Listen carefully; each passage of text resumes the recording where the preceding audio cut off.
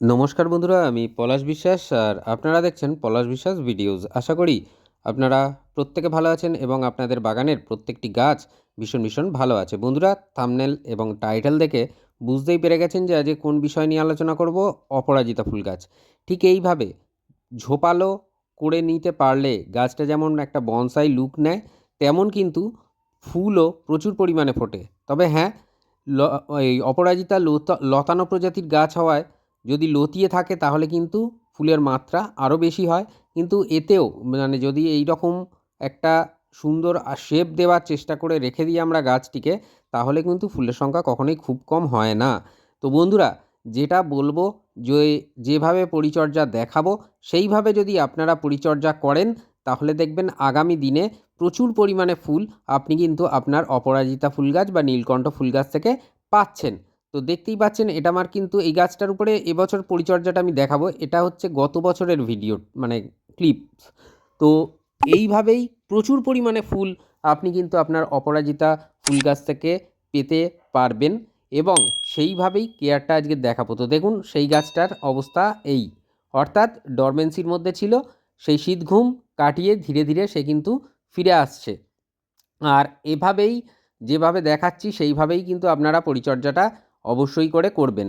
তো আগাছা তুলছি, তা তোলার কারণও আছে। আর মাটিটা সম্পূর্ণভাবে আমি কিন্তু রিপোর্টিং করব, অর্থাৎ পুনঃপ্রতিস্থাপন করব। এবং তার পাশাপাশি যে ডালগুলো আছে, অবাঞ্ছিত ডাল, একটু সরু লম্বা এরকম টাইপের ডাল, শুকনো ডাল, সেগুলো কিন্তু কাটাই ছাঁটাই করে নিয়েছি। দেখুন, এরকম কাটাই ছাঁটাই করে নিতে হবে এবং তারপরে যে কাজটা করতে হবে, আমরা কিন্তু গাছটিকে তুলে ফেলবো, টব থেকে তুলে ফেলবো এবং তুলে ফেলার পরে আমরা মাটিগুলোকে ছাড়িয়ে নেবো। আর এইরকম যে ডালগুলো উঠবে সেগুলোকে পিঞ্চিং করতে থাকবেন, তাহলে দেখবেন গাছটা কিন্তু একটা সুন্দর বুশি লুক নিচ্ছে এবং ভীষণ ভীষণ সুন্দর একটা কালার বা ফুলের রং কিংবা ফুলের সাইজ বা অজস্র পরিমাণে ফুল কিন্তু আপনারা পেয়ে যাবেন এই পরিচর্যাটা করলে। তো দেখুন, মাটি খুঁড়ে নিয়েছি এবং তারপরে কিন্তু এই টব থেকে এটাকে আমি তুলে নেব গাছটাকে। দেখুন, সম্পূর্ণভাবে রুট বল সমেত উঠে গেল। এইবারে গাছটিকে কিন্তু মানে মাটি, শিকড় সবই কাটা হবে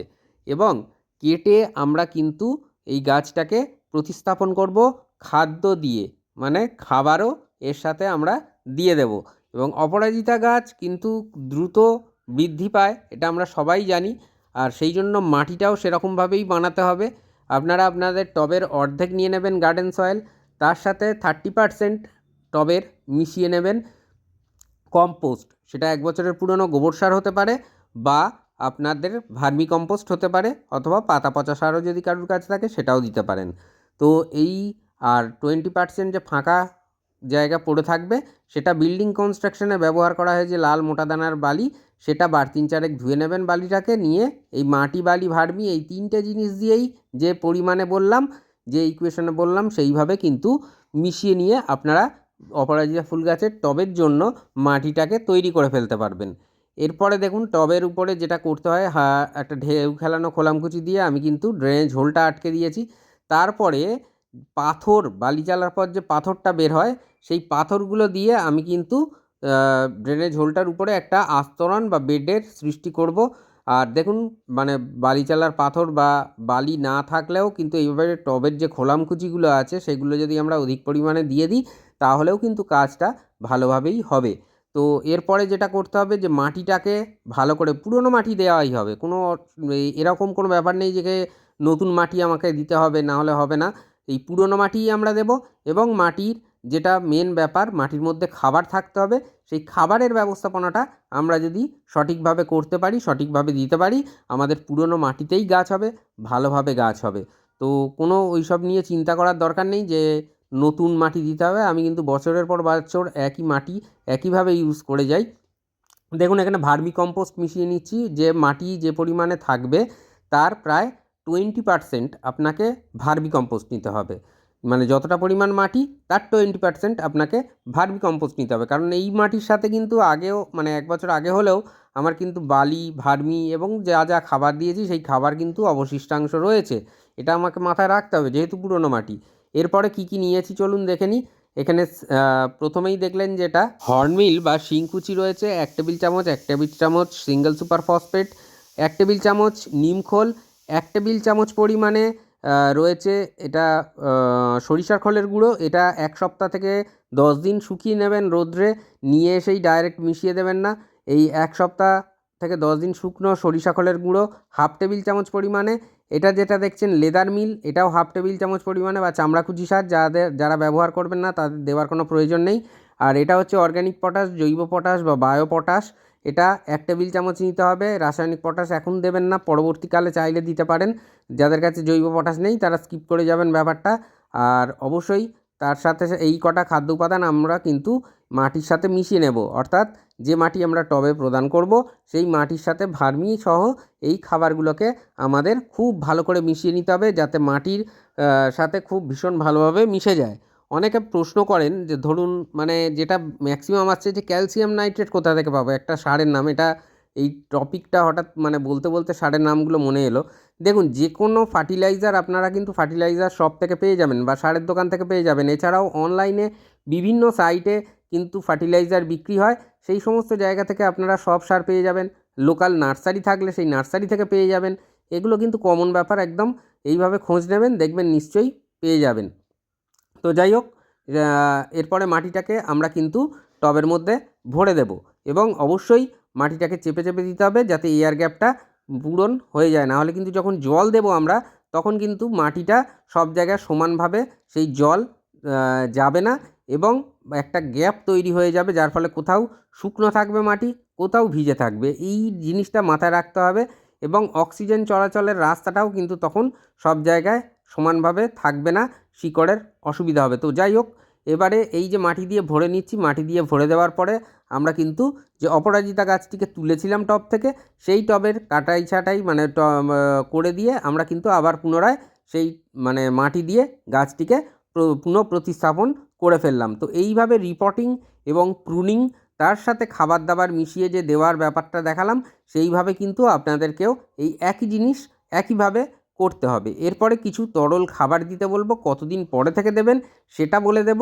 তো সেভাবেই আপনারা করবেন পরিচর্যা, দেখবেন আপনাদের গাছ নিয়ে, অপরাজিতা গাছ নিয়ে কোনো সমস্যা আপনাদের মধ্যে আর থাকবে না, খুব ভালোভাবে রেজাল্ট দেবে। আর হ্যাঁ, অবশ্যই পোকামাকড়ের আক্রমণ কিন্তু অপরাজিতা গাছে দেখা যায়। জবা গাছ থেকে অনেক সময় মিলিবাগের আক্রমণ দেখা যায়, জাপ পোকার আক্রমণ দেখা যায়।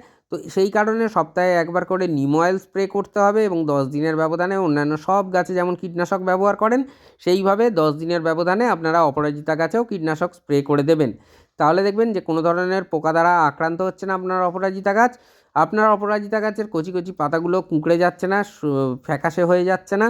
দেখবেন খুব ভালো থাকবে পোকার আক্রমণের হাত থেকে, যদি আপনি আপনার গাছকে রক্ষা করতে পারেন, এবং যতদিনের ব্যবধানে যা যা খাবার দিতে বলবো যদি সেইভাবে দেন। তো সবার প্রথমে বলবো যেটা হিউমিক অ্যাসিড। হিউমিক অ্যাসিড কতদিন বাদে দেবেন? টবের মিডিয়াতে এই যে পুনঃপ্রতিস্থাপন করলেন তার থেকে ঠিক 3 দিন পরে আপনারা হিউমিক অ্যাসিড দিয়ে দেবেন। যাদের কাছে লিকুইড ফর্মেশনে আছে 1 লিটার জলে 1.5 ml নেবেন, 1 থেকে 1.5 ml। আর যাদের কাছে ডাস্ট ফর্মেশনে আছে 2 চা চামচ নেবেন। সবচেয়ে ভালো মাপক বা মাপার যন্ত্র হচ্ছে এটাই, যে চা চামচ, টেবিল চামচ নয়, 2 চা চামচ আপনারা কিন্তু নিয়ে নেবেন। তো এই হিউমিক অ্যাসিড জল তার থেকে মানে যে 1 লিটার জলে গুললেন তার থেকে 200 থেকে 250 বা 300 ml জল আপনারা কিন্তু দিয়ে দেবেন টবের মিডিয়ার মধ্যে। আর একটা যেটা করতে হবে, যেদিন হিউমিক অ্যাসিড দিলেন তার থেকে ঠিক 3 দিন পরে আপনারা দেবেন সরিষার খোল পচা জল পাতলা করে। এইটা আপনাদেরকে চালিয়ে যেতে হবে। আর সপ্তাহে 2 বার করে, অর্থাৎ সরিষার খোল পচা জলটা আমরা সপ্তাহে 2 বার করে দেবো অপরাজিতা গাছের জন্য। আর 1 বার করে আমরা আলু বা কলা কিংবা পেঁয়াজ যেটা খুশি সেই খোসা ভেজানো জল, আপনারা তরল জল আপনারা অপরাজিতা গাছে দিতে থাকুন। ব্যাস, দেখবেন আর কোনো ধরনের বিশেষ খাবারের প্রয়োজন পড়ছে না। অপরাজিতা গাছ একদম দুর্দান্ত রেজাল্ট আপনাকে কিন্তু দেবে। তবে হ্যাঁ, যেদিন এই প্রতিস্থাপন করলেন তার থেকে ঠিক 1 সপ্তাহ পরে গাছের পাতায় 2টো জিনিস স্প্রে করার কথা বলবো, বা যেটাকে ফোলিও স্প্রে বলে। সেই ফোলিও স্প্রে কী করতে হবে আপনাকে? সবার প্রথমে গাছের প্রয়োজন যেটা বৃদ্ধির ক্ষেত্রে এবং সুন্দর রেজাল্ট পেতে গেলে আপনাকে অবশ্যই মাইক্রোনিউট্রিয়েন্ট দিতে হবে। এই মাইক্রোনিউট্রিয়েন্ট যে কোনো মাইক্রোনিউট্রিয়েন্ট হতে পারে। আমি বায়োভিটা-এক্স দেখাচ্ছি মানে যে এটাই দিতে হবে এমনটা নয়। যে কোনো অনুখাদ্য বা মাইক্রোনিউট্রিয়েন্ট আপনাদের কাছে আছে সেটাই দেবেন। সেটা অল ইন গোল্ড হতে পারে, অল ইন গোল্ড সুপার হতে পারে, সাগরিকা হতে পারে, অ্যাগ্রোমিন গোল্ড, অ্যাগ্রোমিন ম্যাক্স, এরকম বিভিন্ন অনুখাদ্য বা মাইক্রোনিউট্রিয়েন্ট পাওয়া যায়, যেটা খুশি যেটা সহজে আপনাদের কাছে আছে বা পাবেন সেটাই নিয়ে স্প্রে করে দেবেন। তো এই কাজটা করলেই দেখবেন আপনাদের গাছ কিন্তু দুর্দান্ত রেজাল্ট আপনাকে উপহার দিচ্ছে। আর যেদিন মাইক্রোনিউট্রিয়েন্ট স্প্রে করলেন তার থেকে 2 থেকে 3 দিন পরে গাছের পাতায় পারলে একবার ম্যাগনেসিয়াম সালফেট বা এপসাম সল্ট স্প্রে করে দেবেন, কিছুটা মিডিয়া দেবেন, ব্যাস আপনার অপরাজিতা গাছের টোটাল কেয়ার কিন্তু এইভাবেই করবেন।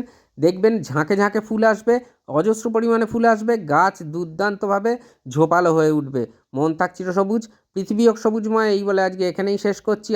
আসছি আগামীকাল সন্ধে 6টায় নতুন কোনো গাছের পরিচর্যা বিষয়ক ভিডিও নিয়ে। ততক্ষণ সকলে সুস্থ থাকুন, ভালো থাকুন, আর অবশ্যই দেখতে থাকুন পলাশ বিশ্বাস ভিডিওস। মন থাক চিরসবুজ, পৃথিবী হোক সবুজময়। খুব ভালো থাকবেন সকলে বন্ধুরা। হ্যাপি গার্ডেনিং, নমস্কার।